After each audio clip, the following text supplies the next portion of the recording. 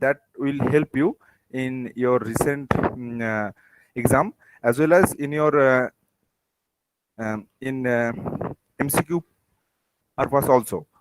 So bone tumor is very small topic, but I think there are many uh, co- uh, undue question used to come in an exam, and sir used to ask some unnecessary questions regarding this. So you have to be very familiar uh, regarding this topic. And I also discuss about the amputation and what are the principle of the amputation. Though it is a topic of general surgery, but I try to cover it as much as possible. So orthopedics surgery really now subspecialty is trauma, arthroplasty, arthroscopy, hand surgery, deformity correction, and pediatric orthopedics. Only 1 to 2% of the case we can see regarding the tumor case. So musculoskeletal oncology is a established subspecialty of orthopedic surgery. I just work on this musculoskeletal oncology for last 2 to 3 years because I have a special interest on this field. And I think if we can generate a common consciousness to our colleagues along with the people to whom we are giving the treatment, then the outcome of this specialty will be increasing in day by day. So let's start regarding the WHO classification. After seeing this classification, I think any of you are get irritated. So, but just know what are the benign and what are the malignant. You already know all the pathology, and this classification is based on the WHO classification, and WHO classify the bone tumor as well as the soft tissue tumor. Now they are all osteogenic, chondrogenic, vascular, hematopoietic, protocord based, giant cell based, and Ewing sarcoma. Ewing sarcoma actually primitive neuroectodermal tumor. It's also called a Ewing sarcoma. And among them, the gross classification is benign. Benign means it has no malignant potentiality, or it doesn't infiltrate soft tissue and neurovascular structure too much, and that used to present as a swelling. And generally the long-term follow-up and the prognosis of this type of disease is very good. Rather we used to get some rare type of malignant disease where the result or outcome is very poor because of metastasis or the complication related to the tumor burden. So most common bone tumor in benign is osteochondroma or exostosis, then osteoid osteoma, and sometimes we can get hemangioma and giant cell tumor. Giant cell tumor is very common in the adult age group, and we used to get maximum cases of giant cell tumor. And regarding the malignancy, osteosarcoma is the most common, then chondrosarcoma, then there are multiple myeloma and chordoma, which is a very malignant tumor arising from the sacral region or the cleavage region. They are very rare, but this is highly malignant. And falciform cell used to get from the histopathology, and only the imatinib methacillate has some role of this chordoma. And last but not the least is Ewing sarcoma. Ewing sarcoma is such a tumor which used to get in the child age group.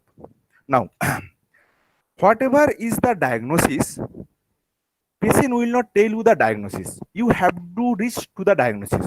So, after seeing any type of tumor patient, how you get the diagnosis within 5 to 6 minutes? Because in our OPD, there is a rush to the patient. So, it is very difficult to evaluate each and every patient. Believe me, I also can't give so much concentration to every patient. It's not possible for a human being to deal with 500 to 700 cases in our OPD, and we are getting the proper radiological and clinical assessment.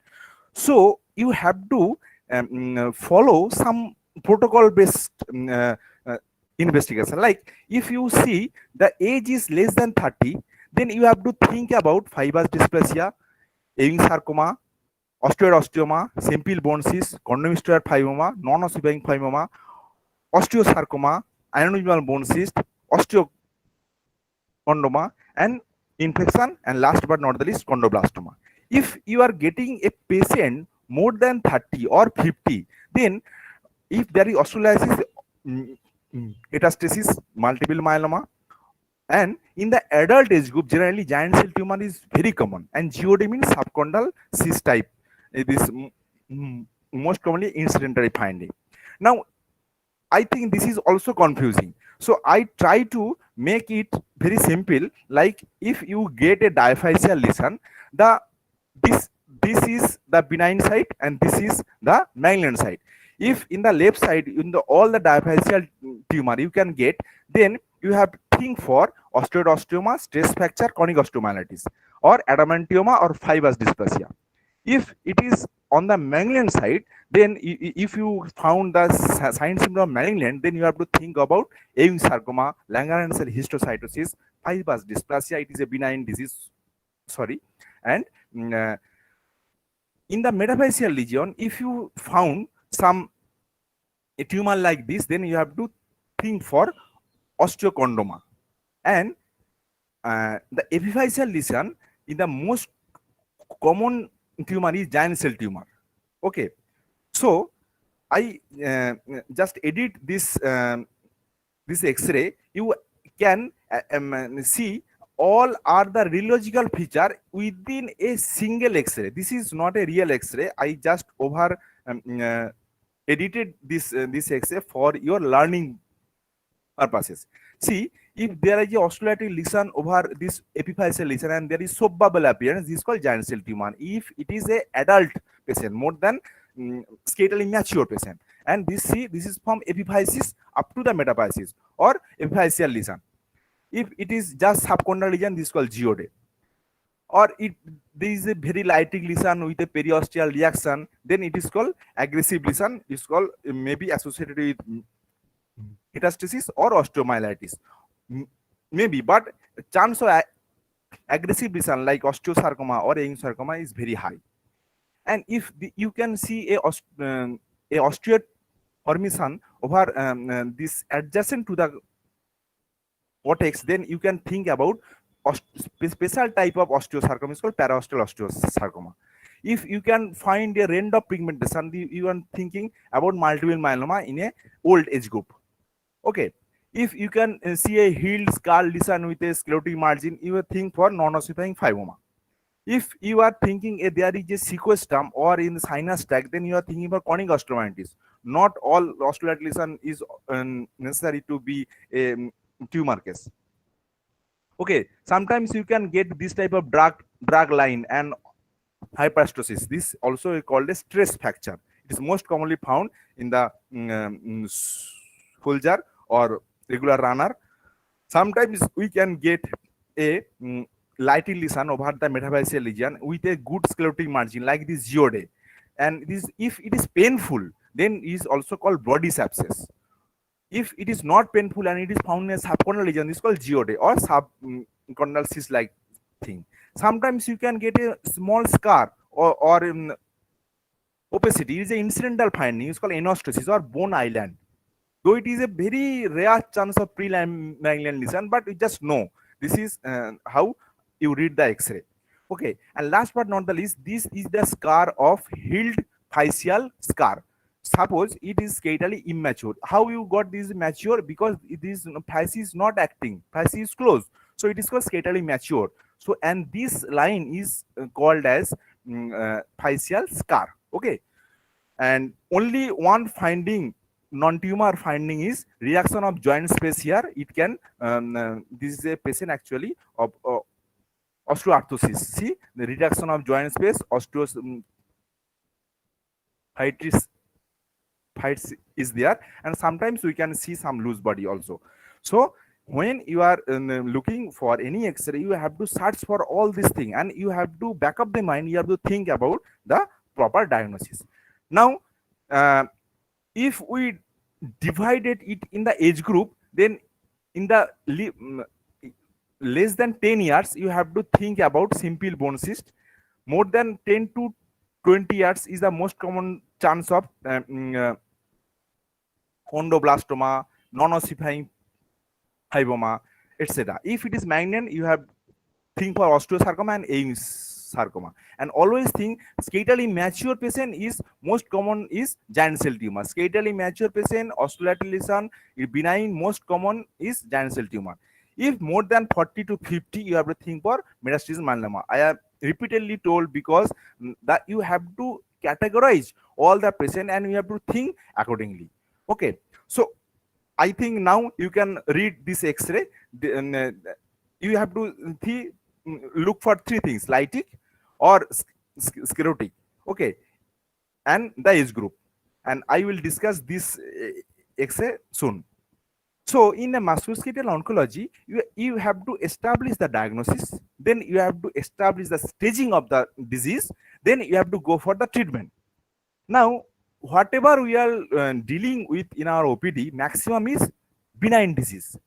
So there is a special classification on the staging or which stage the tumor belong, and the only name you have to utter is Eneking. Eneking is a person who has classified the staging of the bone tumor. If you are thinking for benign bone tumor, it is classified as three: latent, active, and aggressive. By looking the X-ray, you can understand the unicameral bone cyst or an simple bone cyst most commonly found in the proximal region and proximal humerus, and there is no so much destruction of the bone. But when you are looking for the aneurysmal bone cyst, this is expansile and some destruction of the bone. If you are thinking for the giant cell tumor, this is a highly destructive lesion over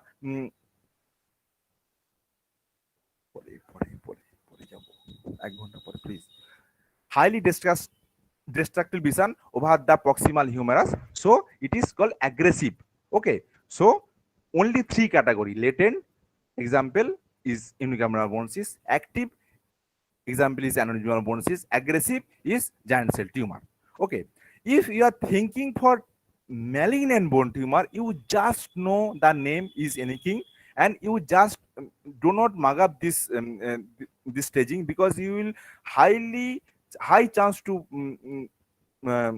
do mistake in the exam. Just know the thing. If it is grade 3, that means there is metastasis.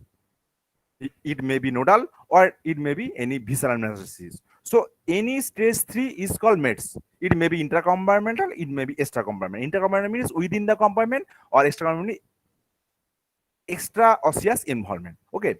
Now stage 1 is low grade tumor, means in pathological it is low grade.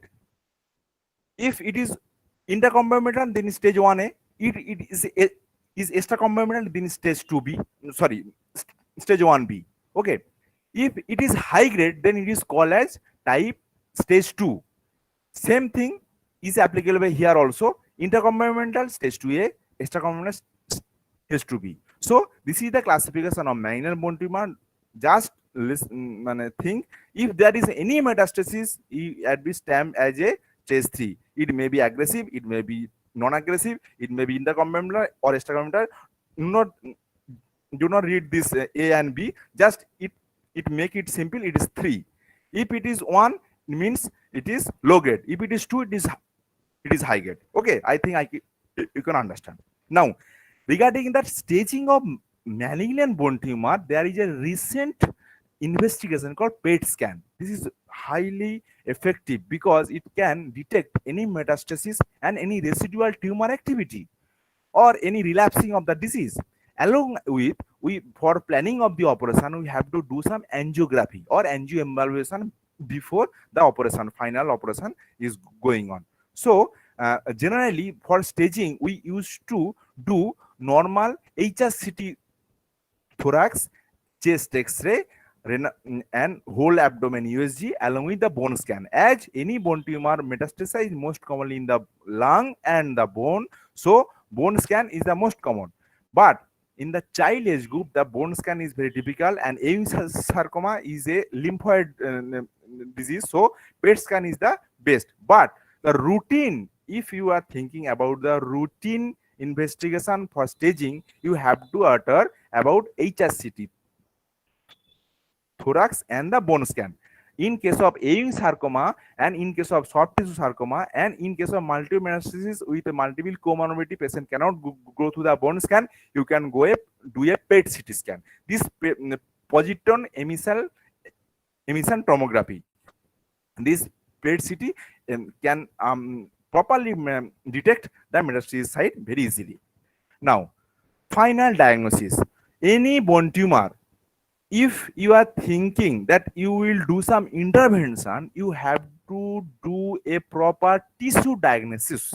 Otherwise, if you have done any mistake in your operation, then it can cause a devastating problem. If you are dealing with a benign bone disease, you can diagnose the case only clinical and radiological investigation. But if you are thinking that this case may be a malignant, then you are going to treat this patient surgically, or giving this patient chemotherapy, you have to know the tissue diagnosis. Otherwise, you cannot perform any type of treatment, or you cannot proceed. So after all investigation like MRI, like all the X-ray and soft tissue, you have to go for tissue diagnosis. You can do a open biopsy, you can do a cold needle biopsy. See, the result of open biopsy is so bad that you have big scar, you have to give a anesthesia, you have to admit this patient, and huge bleeding of this area, you have to put a drain or your compression bandage, or maybe a chance of neurovascular injury, soft tissue surrounding infection, or soft tissue involvement, or extracompartmental spreading of the tumor. And also there is a chance of infection over this area. This patient was suffering from a giant cell tumor, only open biopsy has done see this wound. And I remember this patient in the ward. This patient give me a call book at the night at least 2 a.m. Severe bleed from this area. I have to ampute this patient over have to do a shoulder disarticulation at that time. Anyway, so if we do a needle biopsy, see, only put a needle, this is called Jamshedi needle. We can go through the biopsy along with some culture, because sometimes you can deal with the osteomyelitis or any infection. So you have to send a culture also, swab also. And see, this is a 1 millimeter scar. Without stitch, it can be managed. And during final operation, we can easily ellipse out this small scar without any damaging of any soft tissue. So post-operative wound care and during the resection, this the tissue damage surrounding will be very less. Okay, so this is the Jamshedi needle, and if you are dealing with a very deep tissue, then you can go like pelvis, you can use the CT guided core biopsy, like spine, pelvis, you can use the CT scan. And when you are getting this needle biopsy, you have to take 3 to 4 core biopsy in case of you are suspecting a case of malignant bone tumor. And the advantage of this needle biopsy is you can do it a day care surgery, you can do it under local anesthesia, you can do it a OPD basis, so you can just reduce the investigation time. Okay, now the most commonly asked question in our exam as a short note is unicameral bone cyst. Most commonly pediatric age group in the child. Most common site is proximal humerus. Most common site is metaphyseal lesion. It is lytic lesion and it is centric. Centric means in the midline, and sclerotic rim over there. And most common presentation of simple bone cyst is pathological fracture followed by pain. Because for this simple bone cyst, this or unicameral bone cyst, patient will not cause any pain as it is already weakened. So there is a pathological fracture. After that patient present with you or child present with you or parent bring to you that patient have something problem, and you have done X-ray and you will see this osteolyte lesion. In this case, you can easily understand there is some fragment. This some fragment is called fallen fragment sign. It is the pathognomonic for unicameral bone cyst. A radiological diagnosis is enough for this diagnosis, and patient only present with a pain, the pain when there is a pathological fracture. Otherwise, that child will not complain to any pain. And how you be so sure? You have to give a arm pouch bag or any conservative type of management for upper lip.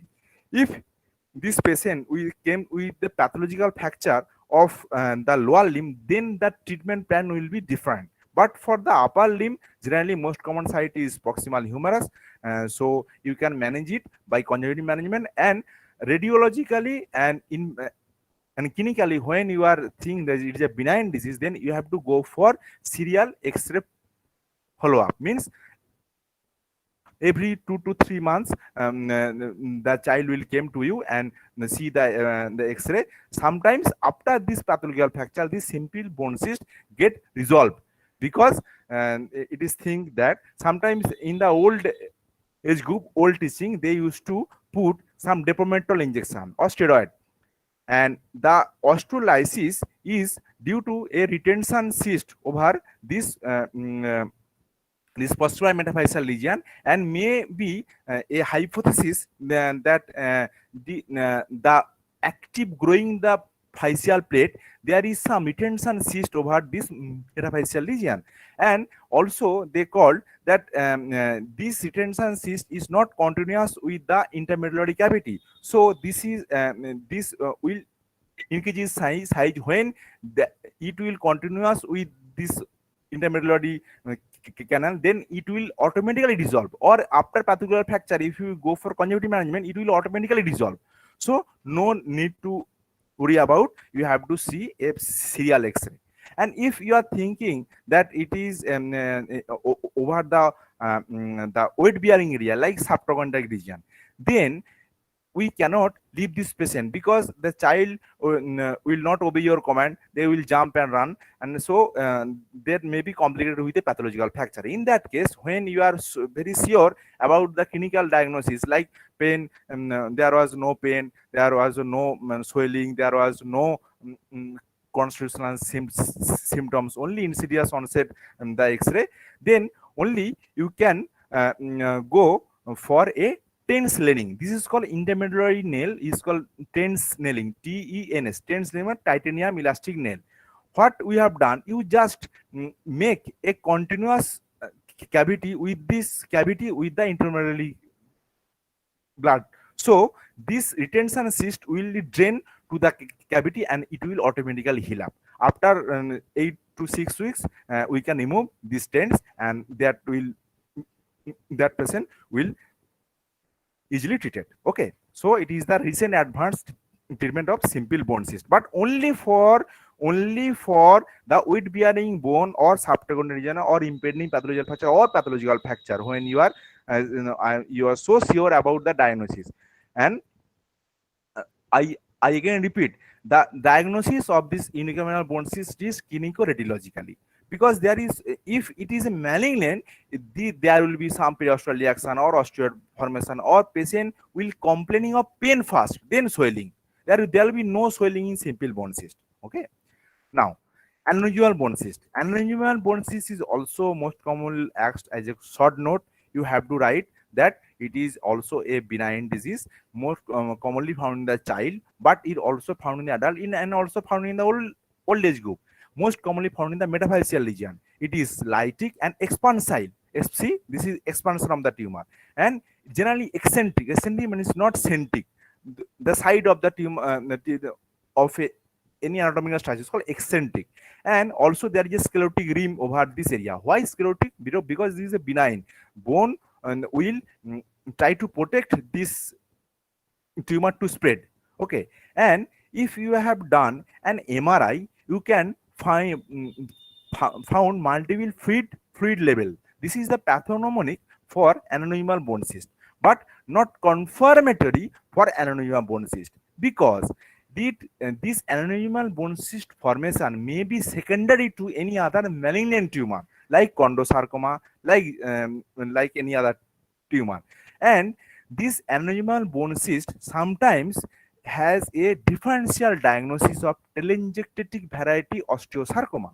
So when you are looking for this type of aneurysmal bone cyst, then the X-ray will be a expansile, and sometimes we can see some septa over there, and in the child age group are the most common, because but it may be found in the adult or old age. But in the adult and old, this aneurysmal bone cyst used to get in the axial skeleton, not in the uh, mm, uh, in the limb generally, or the limb. See, this is skeletal immature, the physis is still acting.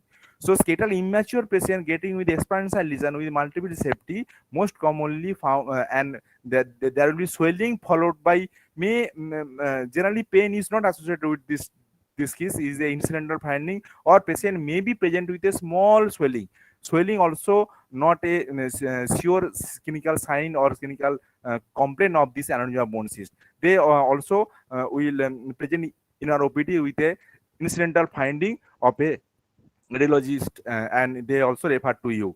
So you have to do a MRI, you have to think about the soft tissue, and if you are thinking this type of typical aneurysmal multiple field level, then you are thinking about aneurysmal bone cyst. Now, how you treat the patient? In the old age group, the treatment of aneurysmal bone cyst was curettage and giving a bone graft over there. But when you are doing a big incision, when you are doing a big intervention, you have to be very sure about the diagnosis along with the comorbidity, because when you are giving any bone graft, you have to take the bone graft from another side, like iliac crest is the most common side, and the fibula is the most common side. Suppose you are taking a bone graft from the iliac crest, now there is a infection of the bone graft side, so this is called graft site morbidity. There is graft site morbidity. Now, if you are giving a big incision over there, so the scar and their chance of infection over there. So the recent treatment of aneurysmal bones is sclerotherapy, like the piles. Sclerotherapy means pedocanal injection. If you can give at least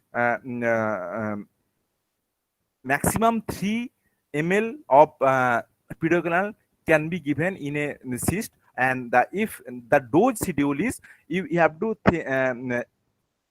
assess the cavity, and per 5 ml 5 cubic millimeter space, cubic centimeter space, you can use 1 ml of sclerotherapy.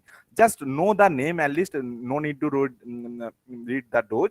You just know there is sclerotherapy is the best treatment. It can automatically regress, and you can do it by a small stab incision.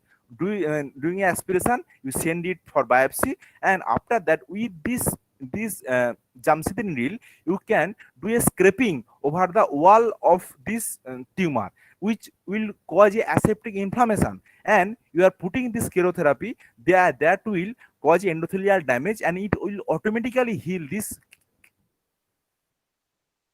cavity, because like a hematoma will resolve, then this aneurysmal bone cyst will be resolved. So it is a latest treatment for the aneurysmal bone cyst is sclerotherapy after a general biopsy, and the curopsy means the curative the injury of the wall by doing this needle, and you can do it under a CM. CM means there is a continuous examination going on.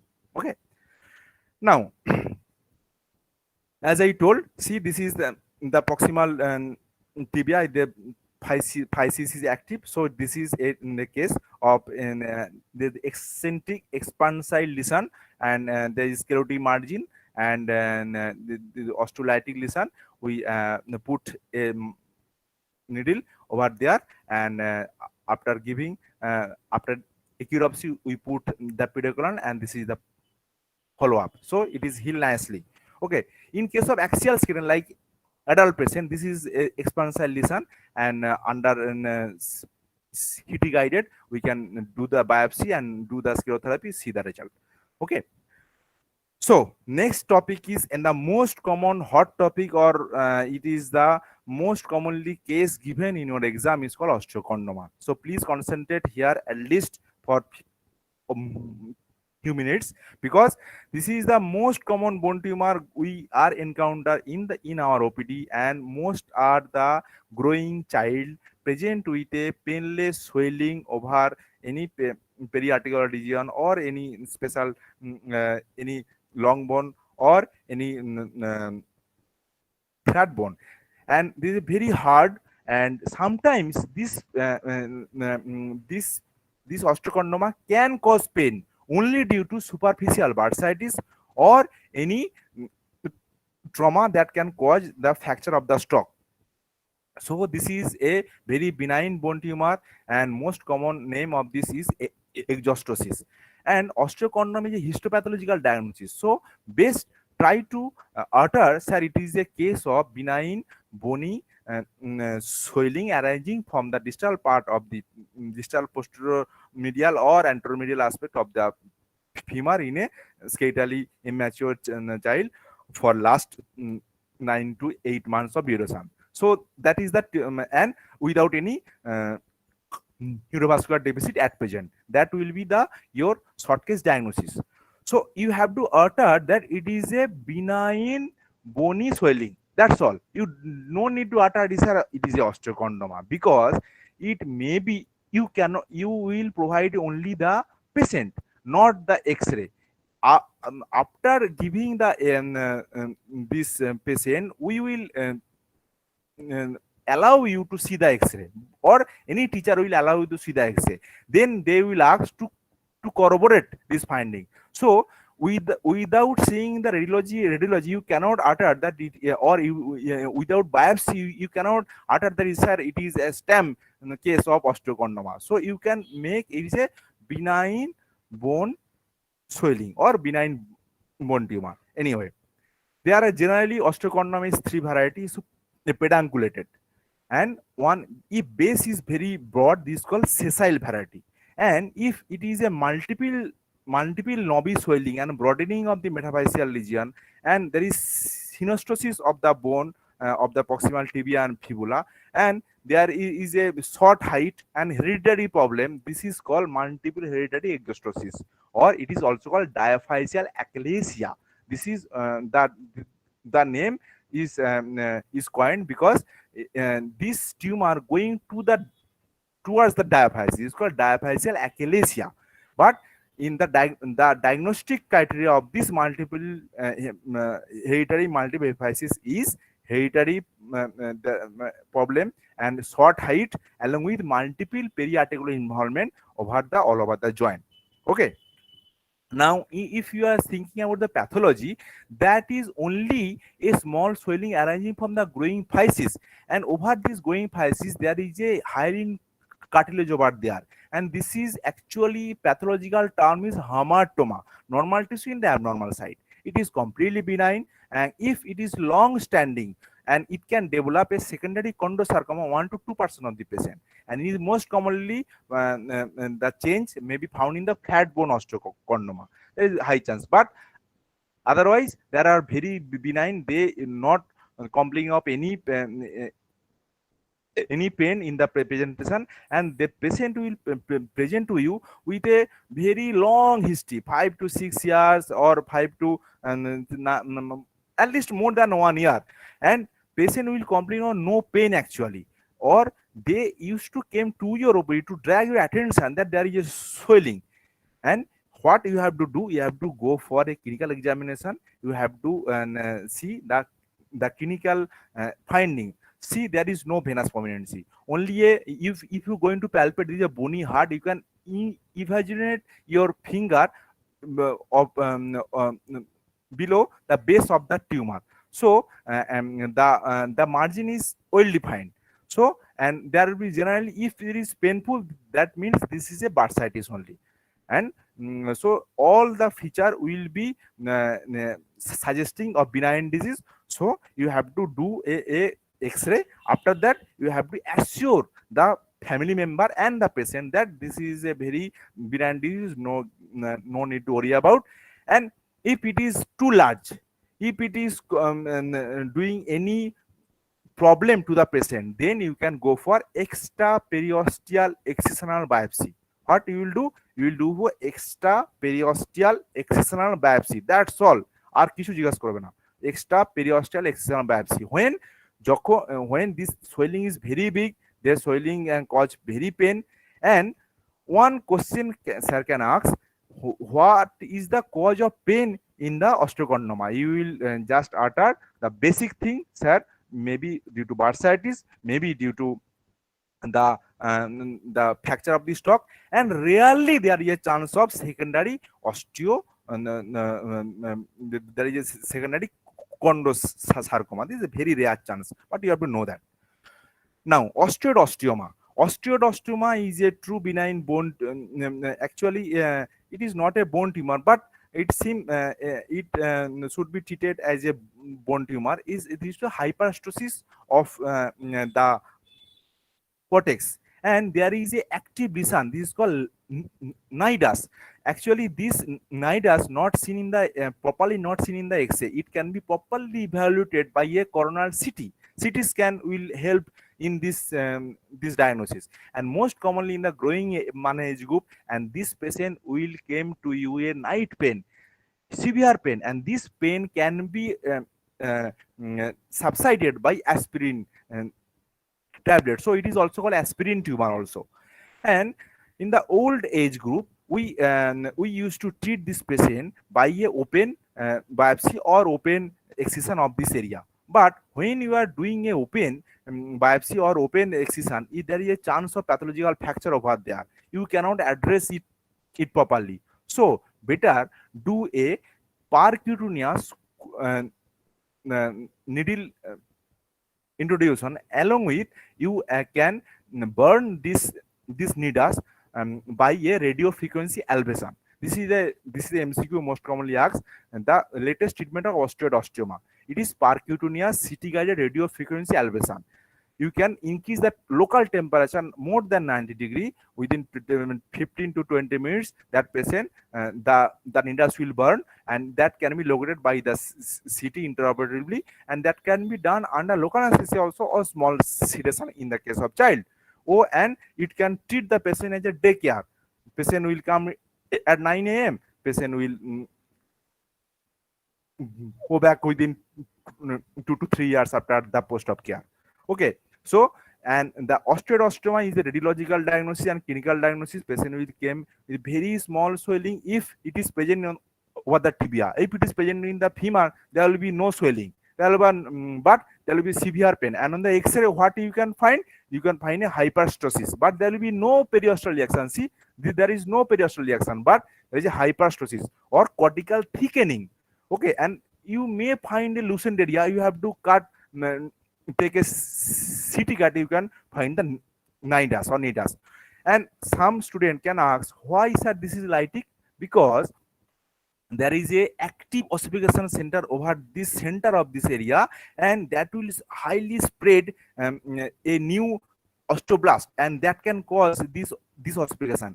As it is one type of membranous ossification, this high transition zone cannot get ossified by the calcium. When it come at least 1 to 2 millimeter away from the center, then it get ossified. That's why this is a loosened area, and the pain of this osteostoma is due to prostaglandin, so that the aspirin will act like a magic drug. Okay, now another lytic lesion over the epiphyseal lesion with a sclerotic margin in the pediatric age group, most commonly treated as, or you should be think about chondroblastoma. Chondroblastoma means there is a epiphyseal lesion, and in the skeletal immature patient, generally if you get this and this generally in the centric lesion and all the sclerotic margin over there, that most commonly found a chondroblastoma. But if this same picture found in the skeletal mature patient, then you are thinking about giant cell tumor. Okay, and that as it is just intra-articular region and subchondral region. So if you go through this joint, or you have do a open biopsy, or you have do a bone grafting or curettage, then there will be severe problem in the joint, or you can destruct the hip joint, or you can destruct a cause of neck femur fracture. So if you can do a percutaneous approach to this area, and you are radiologically and clinically you're sure that it is a benign disease, then you can do a same thing, radio frequency elevation like osteoma. You can burn this tumor and it will automatically regress. Okay, and pain will goes, and this patient also will present a very low frequency, and sometimes maybe with pain or minor pain, or maybe a incidental finding also. If it is increasing size and on MRI you can see some calcification, then only you are thinking for operative management. Otherwise you can leave it as such, like a geode or subchondral cyst, or anything. If it is significant or any causing any problem, or you are finding any calcification over the MRI, then only, and patient is symptomatic, means there is some pain over there, then only go for this treatment. Otherwise you can leave it as no touch lesion. Okay, now the biggest topic is giant cell tumor. Please try to concentrate because this is the most common long question asked in the written exam. The giant cell tumor is most commonly found in skeletally mature patient, epiphyseal lesion. Sometimes it may be a epiphyseal metaphyseal lesion, means it started in the epiphysis and go up to the metaphysis. Okay, and it's purely lytic lesion, and expansile means it will expand the bone, it will deform the anatomy, and it generally eccentric. Eccentric means not in the central position. And if we take a biopsy over from this area, we can see multiple giant cell, and these are small cells called stromal cell. The stromal cell is the pathognomonic cell for the giant cell tumor. It will cause the destruction of the bone by activating the Rang-Rang ligand, and you will activate the osteoclast, and it will cause the bone destruction over this tumor surrounding. So giant cell tumor is is the most common tumor in the periarterial region in the adult age group. May be present with a painful swelling, or may be present with a long-standing knee pain, may be present with a pathological fracture rarely.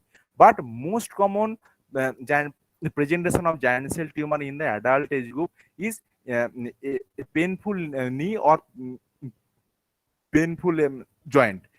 And though it is a benign, sometimes this patient come to a ROPD without any complaint or without an incidental finding also, they also present. But you have to write some clinical feature. You can say that sir, patient may be present with a painful swelling, but it is a long standing, not within six months. More than 6 months there will be pain, or there will be a small swelling over there. Okay, now the treatment of giant cell tumor is extended curettage. Extended curettage means you have to go through the tumor, you have to curate all the tumor tissue, you have to go up to the normal tissue that they're bleeding over there, and you have to destruct all that tumor locally by seeing the dental mirror and using the endoscopic light source. You have to do a pulse lavage, you have to give a adjuvant therapy by a hydrogen peroxide that can kill the tumor, and you can use a high speed bar used to use in the mastoid operation, but we can use here to curate all the tumor tissue. And after that we the recommendation is argon laser therapy, but here argon laser is not found, so we can use a diathermy cord. By spray mode we can burn the tumor tissue. See, this is a extended curettage. When the gross pathology of the giant cell tumor is the brain-like material with blood mix. Brain-like material is a blood mixed tissue. Okay, and I am using a high speed bar here. I am using a dental mirror to see the undermine area of the all the corner of the tumor, so we can curate it out. And I am using the endoscopy light source. After that, I am using the high speed sorry electrocautery to burn out all the infection. After that, you have to do a pulse lavage with a hydrogen peroxide. You just utter the name for extended curettage is the treatment of giant cell tumor. Okay. And after that, we can use a plate, or you have to manage the defect by bone cement or in the bone grafting. That's all. That is enough for a undergraduate student. So if there is any defect of this area, you can put a bone graft, or you can put a instant bone cement to fill the defect. Okay. Now, if it is found in the central or axial bone, how you will do this? Then the only the way to treat this axial is arterioemulsion and zoledronic acid. It is a tumoricidal. It can damage that tissue, and it will get sclerosed, and all the signs symptoms will subside. And the last but on the list, if the giant cell tumor is very big, very expansile soft tissue involvement, then we can use a denosumab. It is most commonly used after the osteoporosis, but here we can use it. And we can use a tumoricidal. It's called zoledronic acid. Is a one type of latest generation of bisphosphonate that can reduce the size, and the curettage or excision is very easier of this type of tumor. So at the end, you can write down the name of the true drug, denosumab and zoledronic acid, which can help for excision or curettage. That's all. Now, osteosarcoma is the most common malignant bone tumor in the pediatric age group, but it has a biphasic pattern of the age distribution.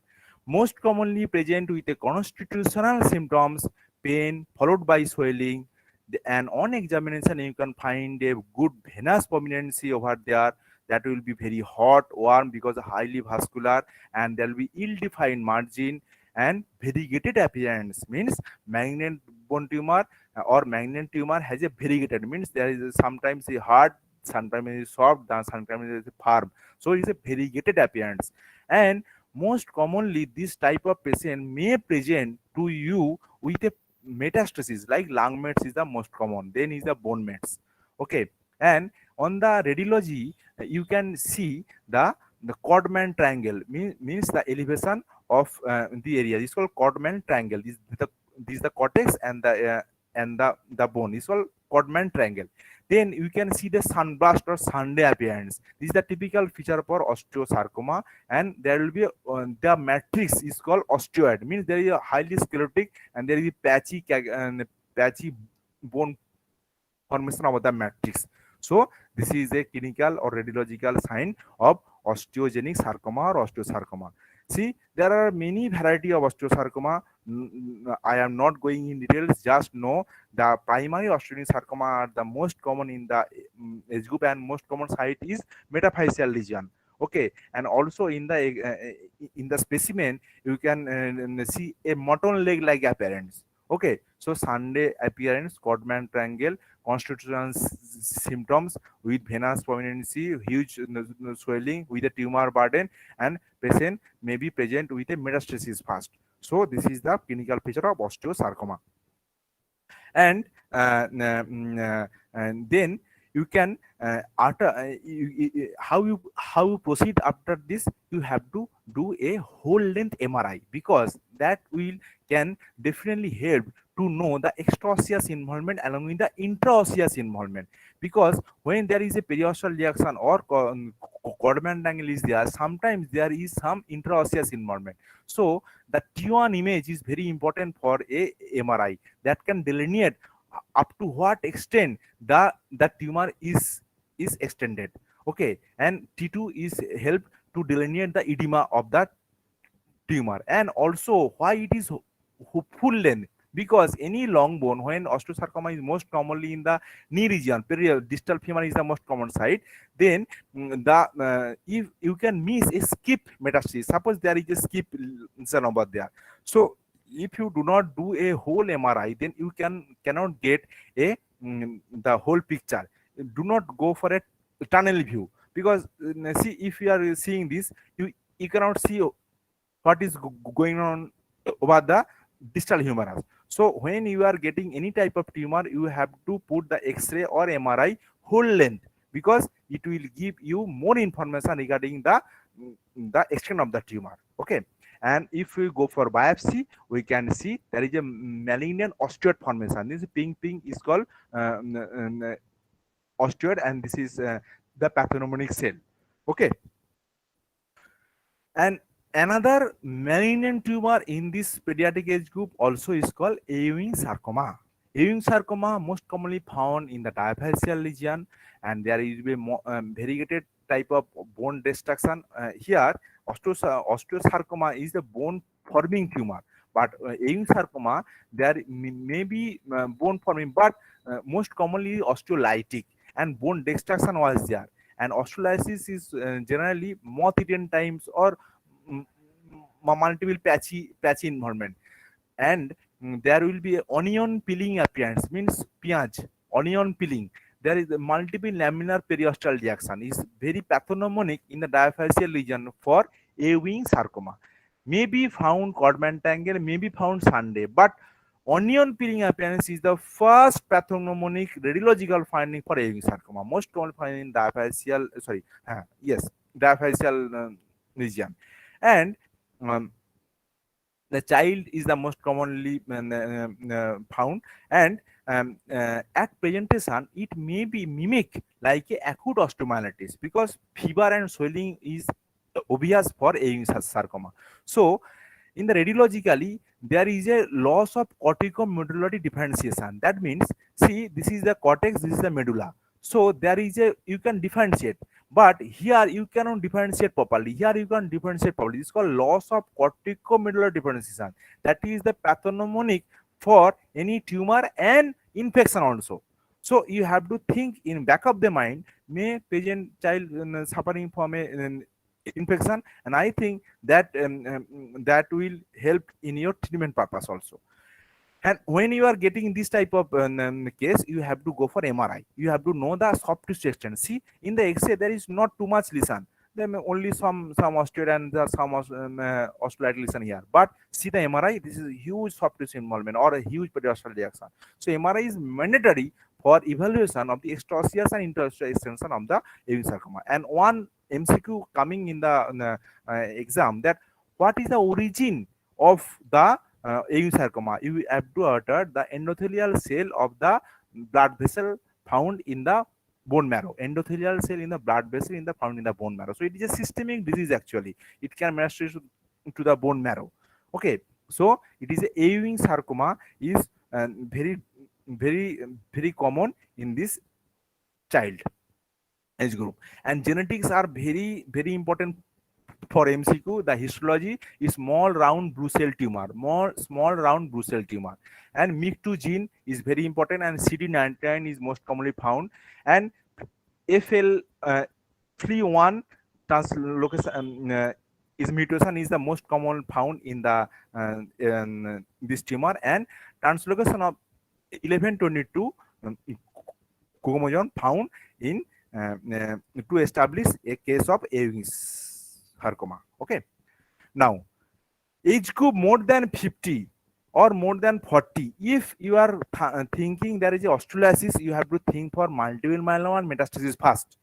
Otherwise, you cannot program your brain, because you can miss a multiple myeloma case. Multiple myeloma case most commonly found in the old age group may be present to your OPD with a simple low back pain, or maybe present with OPD with a pathological compression fracture of vertebra, and you have missed this patient by giving only painkiller.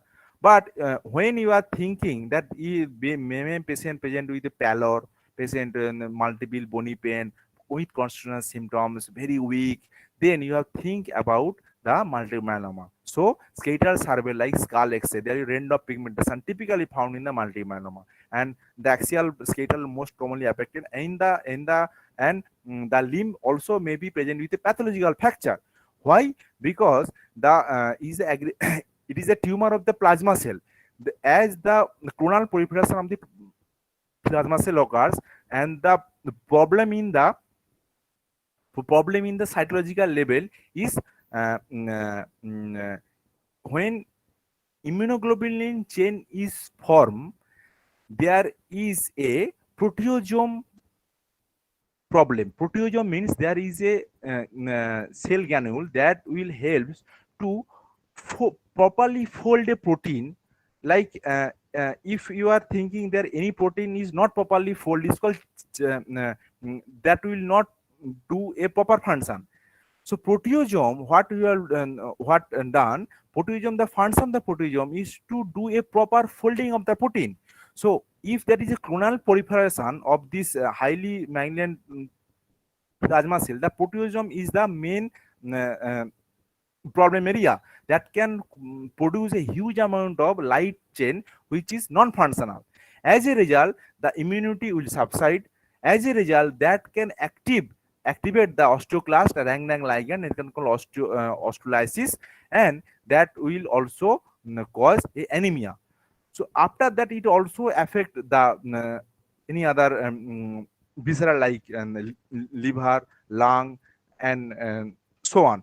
So the multiple myeloma patient generally in the old age group, and they are come to our OPD with a simple low back pain or pathological fracture. Most common fast presentation and high ESR is the pathognomonic, and low hemoglobin level will raise the suspicion of multiple myeloma. The recent treatment of multiple myeloma after the bone marrow confirmation is bortezomib therapy, lenalidomide, and dexamethasone. This bortezomib is a immunoglobulin or that can that can act over the proteasome. It is a proteasome inhibitor actually. Last but not the least, when you are thinking a sclerotic type of metastasis, you have to thinking about prostate, you have to think about carcinoid, you have to thinking about seminoma, you are thinking about bronchus. They are all sclerotic variety. See, patchul, and also it also can found in a Paget disease also. But the most common finding with a pain, with low back pain, with this ivory, this is called ivory vertebra. This osteosclerotic metastasis is prostate cancer, most common, then carcinoid, then seminoma. And if you are thinking that there is a lysis and there is patient suffering from breast cancer or patient suffering from lung tumor, thyroid cancer, renal cell cancer, or colon cancer, most commonly breast cancer can cause osteolysis is 65% and 35% is osteosclerotic, but most commonly is osteolysis. Especially in the vertebra, in the pedicle region is the most commonly affected for metastasis. There is the erosion of the pedicle. So this is called winking owl appearance. Is found in the skeletal metastasis or spinal metastasis or vertebral metastasis, any type of any tumor that can destruct the bone. Is called winking owl appearance. The radiological finding over the skeletal metastasis, which is called pedicle erosion. If you are thinking that this is a case of TB, then you have to thinking look for the space over this vertebra. If space reduce fast, then you are thinking for TB. If the body or any destruction of the pedicle or body fracture, there may be a simple compression fracture or it may be a metastasis. So in the old age group, if you find this with a low back pain with a history of this tumor, you have to think for metastasis. Now I just go through that treatment. The rational any rational treatment for malignant bone tumor was amputation before the 1980s. But recently, the limb salvage surgery is considered as a routine for maximum patient. If we can save the limb, at least a functional limb, that will be better than a amputation. And the goal of this limb salvage surgery is wide local excision, because we have to do a merciless tumor excision, because we cannot left any bad tissue, or you cannot take any chance for recurrence of the local recurrence. But for this wide excision we have to sacrifice some tissue. So after that you have to think that that limb will be successful or not, because the proximal, suppose here is proximal tibia is gone, then you have to reconstruct with these mega processes. So if it is not functioning, then you have to better go for amputation. But when you are by MRI or pre-operative investigation, you can so sure that we can excise this tumor with a good margin, or means healthy margin, means if we can, we have to extend our excision up to a healthy tissue, that will call a wide local excision. Okay, so if we cut this tumor with a good healthy tissue, then we can go for this type of surgery. But if there is an involvement of vessel, only we can do a graft. But if there is involvement of major nerve, it can involve a two artery or vein, or it can involve a huge soft tissue loss, then we better go for amputation. Now, before going any operation for osteosarcoma, after the diagnosis, you have to give a neoadjuvant chemotherapy before the operation. It will help for disease-free survival of the patient. Means after the operation, after the treatment completion, patient will survive more than a period if you are not giving a patient a neoadjuvant chemotherapy. And also it give you some time for planning the operation, and sometimes some books has says that it can prevent the mycometastasis of the disease. Okay, and also for operative point of view, the tumor tissue will sunk when you are giving neoadjuvant chemotherapy. But um, rationally speaking, the only advantage of neoadjuvant chemotherapy is it can increase the disease-free survival of the patient. Survival means any type of cancer that can take the life of the patient. Patient can get rid of the tumor, and this called survival. Okay. After the operation, you can go or put the patient with adjuvant chemotherapy or continuation chemotherapy.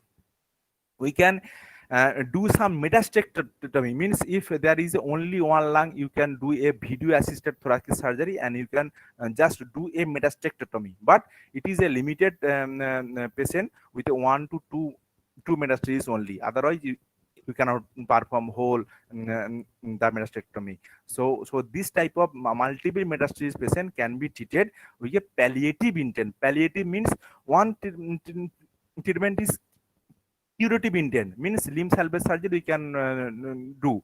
But if it is multiple metastasis, you cannot do anything. It's called palliative treatment, means it is a chemotherapy, and it will along with very low dose, and along with it will pain management only. Okay, this is called palliative chemotherapy. Okay, now this is the example of this limb salvage surgery. Then we can use a expandable mega processes in case of child age group, because there is a problem in the limb shortening, or there is a growing age group. We can use a expandable mega process, means it will expand as per the length of the child will grow, but it is very expensive. Better we can do another thing I will tell you. Last but not the least, you just know the name is called liquid nitrogen cryotherapy. We can cut that tumor and we can put it over a liquid nitrogen. It will just kill the cell. Then we'll implant this bone with this patient, and the patient can do his normal work. And it's called extracorporeal irradiation therapy. Extracorporeal irradiation means we have cut that tumor, we will send it to an irradiation unit, and we will give a 60 gray for 30 minutes. That will kill the all tumor. Then we will put it back, this only skeleton over this defect, and will reconstruct this patient, and patient will give a very good outcome. So it is called extracorporeal irradiation. Just know the name only. Okay. And last but not the least is rotation plasty. Rotation plasty is the only biological durable example that we can dissect the vessel and the nerve, and we will put this limb rotating over this proximal part, and patient can walk. This ankle joint can come as a knee joint, and patient can do his everything, even rock climbing also after a proper physiotherapy. And advantage is that will be no revision of this operation, no phantom limb phenomena, and no amputation like sensation. He can live his life with his own limb. Last but not the least is immunotherapy. In the soft tissue sarcoma, there is some drug is a nanotechnology development, is a targeted therapy. Generally, all the drug can cause the damage of that surrounding tissue, but this this will target only the tumor. That will dendritic cell based therapy is called sarsatinib, can use in soft tissue sarcoma. And multiple myeloma also there is some use. So the immunotherapy is also a role to any type of malignant tumor. Last, only 2 to 3 points. Please listen. And this is the amputation. Okay, amputation is a surgical procedure which help the patient for getting a good stump for fitting any processes. Otherwise, it will has a very limited role. The indication of amputation is mangle extremity, severely damaged limb, which is non-functional. And second is crush syndrome. Crush syndrome means any type of big injury that can cause damage all the soft tissue, and that will increase the chance of renal failure of the patient, and patient can die for this crush syndrome. So there is a merciless debridement rather than do amputation. Or gas gangrene. Gas gangrene is also the example of this type of disease. So you can go for amputation. Then malignant bone tumor, which will involve major neurovascular involvement. Or diabetic foot. There will be no hope in the last stage of diabetic foot. You can go for amputation. But this dry gangrene, which affect the bone also, along with a small and medium size of vessel, and there will be no hope of the regeneration. Then we go for amputation.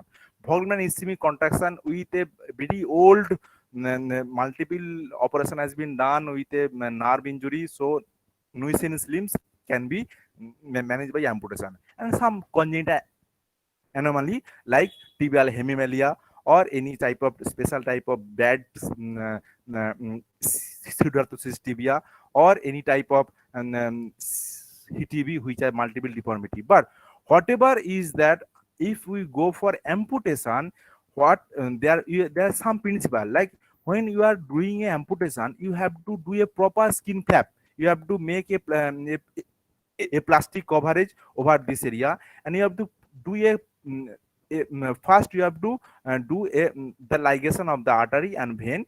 Then you have to do a proper bone cut. Then the bone cut must be represent, and after that you have to cover with a soft tissue.